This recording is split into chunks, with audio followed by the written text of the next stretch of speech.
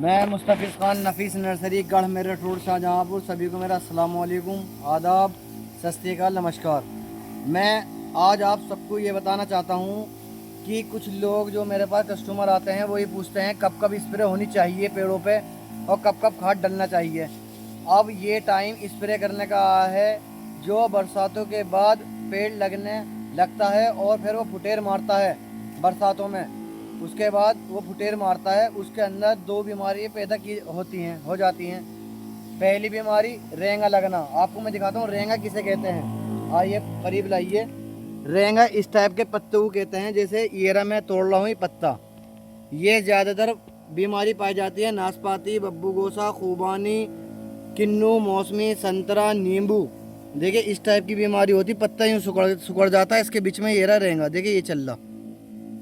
ये एक बीमारी होती है गिंडार की, जो नई फुटेर को कीड़ा चाप जाता है, वो भी आपको मैं दिखाता हूँ। आइए करीब को लाइए।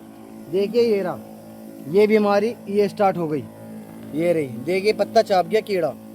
ठीक है, इस टाइम स्प्रे होती है एक स्प्रे जो कीड़ा खा जाता है पत्तों को। आप उस पेस्टिसाइड वाले शॉप पे जाइए, उससे पूछिए कि ऐसे से पत्ता खा रहा है कीड़ा, वो कौन सी दवा आपको सजेस्ट करे, वो जानता है। वैसे हमारा जो हम करते हैं उस दवा का नाम है प्रोफोनो एक्स। वो 30 ml 10 लीटर पानी में डलती है। जो टंकी होती है 10 ml की, और ऐसे 15 ml की टंकी है आपकी, तो आपको 5 ml करनी है। ऐसा 20 ml की 20 लीटर की टंकी है तो आपको तकरीबन 8 ml दवा डालनी है।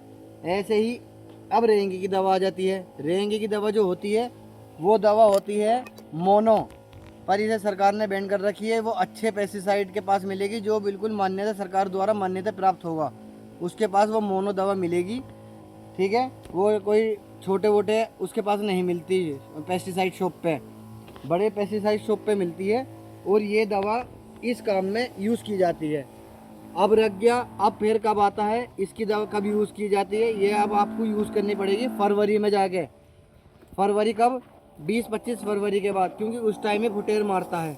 और अब मारते मारते अप्रैल आ जाती है, फुटेर मारते मारते तो उसे गिंडार चाप जाती है, तो उस टाइम भी स्प्रे होता है। और खाद का मसला ये रहा, फर्टिलाइज़र बहुत कहते हैं वर्मी कंपोस्ट डालें, क्या डालें।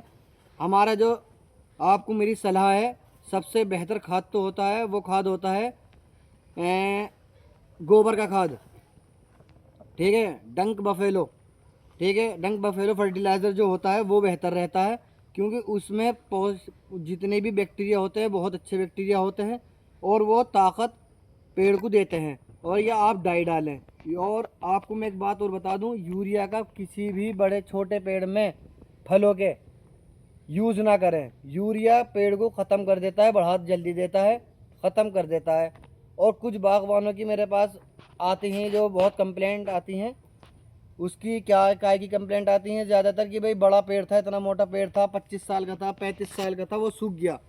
अब वो सूखा कैसे? क्योंकि जो आप बाग बेचते हैं अपना, ठीक है, पैकारों को, वो क्या काम करते हैं, वो उसका रिंग खोद के उसमें एक दवा आती है आपकी, वो कल्टार कल्टार कल्टार दवा आती है। ठीक है, वो कल्टार दवा डाल देते हैं।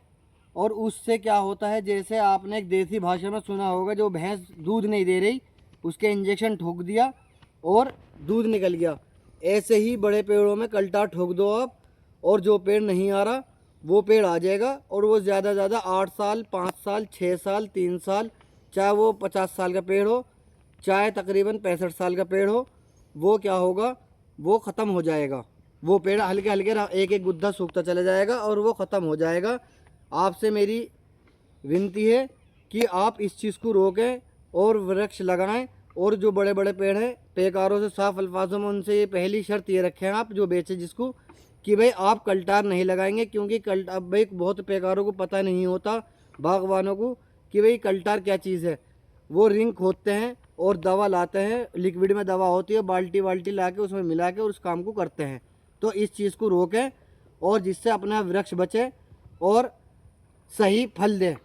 उसमें आप ज़्यादा जैसे ज़्यादा फल नहीं दे रहा जो पेड़ आपका वृक्ष, उसके अंदर आप एक काम करिए, नीला थोता, कशिश, सुहागा, डाई इन चीज़ों का उपयोग करें।